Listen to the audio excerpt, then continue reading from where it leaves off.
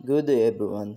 I'm Jonah Banton, and I'll be discussing the Advancing Towards Asian Regionalization, an important topic that explores how Asia is becoming the center of the global economy and how countries in the region are working together to build stronger economic ties. The rise of modern Asian cities, showcasing growth and innovation. Asia's urban landscape have transformed dramatically, now rivaling European and North American metropolis. Cities like Tokyo, Shanghai, and Singapore are emblematic of this shift, characterized by their innovative architecture and dynamic economies, leading the charge in modernization, setting new standards for urban development across the globe.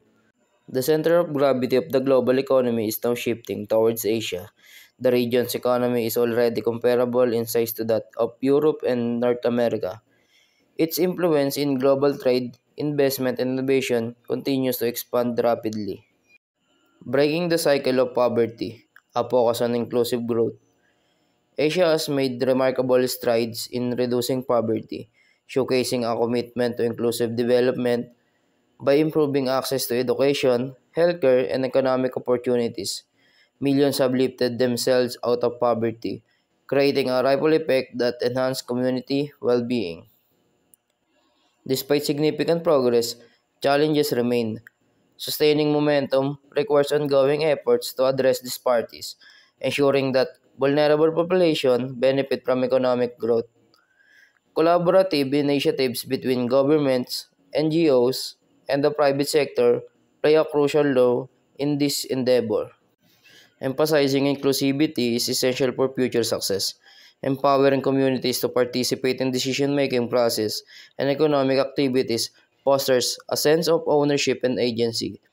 By promoting equitable growth, Asia can build a more resilient economy that uplifts all its citizens. In many Asian nations, the long-standing cycle of poverty has been broken. Rapid economic growth has lifted millions out of poverty. However, this success brings new challenges.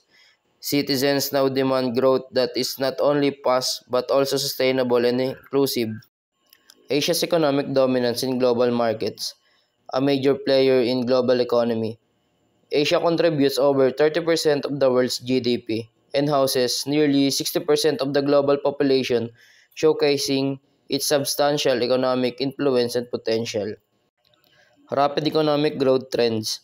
Leading economies such as China, Japan, and India exemplify rapid growth, significantly impacting global trade and investment patterns through the expanding market. A hub of innovation and development. The region is distinguished not just by its size, but also by its emerging technologies and startups, fostering an environment ripe for innovation and entrepreneurship. Asia now holds a central place in the world economy. The region is home to more than half of the global population and produces about 30% of the world's total output in terms of purchasing power. In fact, it consistently records the highest economic growth rates globally. The Asian Miracle Growth and Recovery Journey. Economic boom of the 1990s. The 1993 Asian Miracle marked a period of rapid economic growth where countries in the region experienced unprecedented development and transformation in their economies. Recovery from financial turmoil. After the 1997 to 98 Asian financial crisis, many nations implemented reforms, leading to resilience and renewed economic stability, reviving growth through strategic planning and cooperation among nations. The so-called Asian Miracle, as described by the World Bank in 1993, refers to Asia's remarkable rise.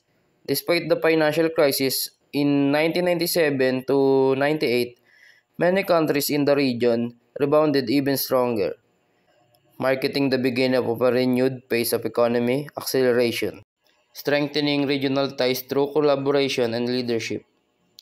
Post-1997 reforms enhancing regional cooperation. Since the reforms after the 1997 crisis, Asian nations have significantly increased their collaborations across economic, social, and political spheres. fostering a more interconnected region. Models of cooperation inspired by global examples. Asian countries have adopted various successful models of cooperation, drawing lessons from organizations like the European Union to enhance regional integration and address common challenges. After the 1997 crisis, Asian countries realized the importance of working together. Governments began to coordinate economic policies and strengthen partnership. While some cooperation mirrors that European Union, Asia's version focuses more on flexibility and diversity rather than uniformity. The rise of regionalism, trade, and investment. Asia has experienced a remarkable increase in regional integration, driven by enhanced trade agreements, technological collaborations, and cross-border investment. This interconnectedness fosters economic growth and strengthens ties among nations, paving the way for sustainable development and shared prosperity across the region. A relatively new aspect of Asia's rise is regionalism. This means that Asian economies are becoming increasingly connected, not just through trade, but also through financial transactions, investments, technology exchanges, labor movements, and tourism. Building bridge, not walls. So basically, the goal of Asian regionalization is not to isolate itself from the rest of the world, but to build bridges connecting Asian economies with each other and with the global market. It's about creating a shared path towards prosperity.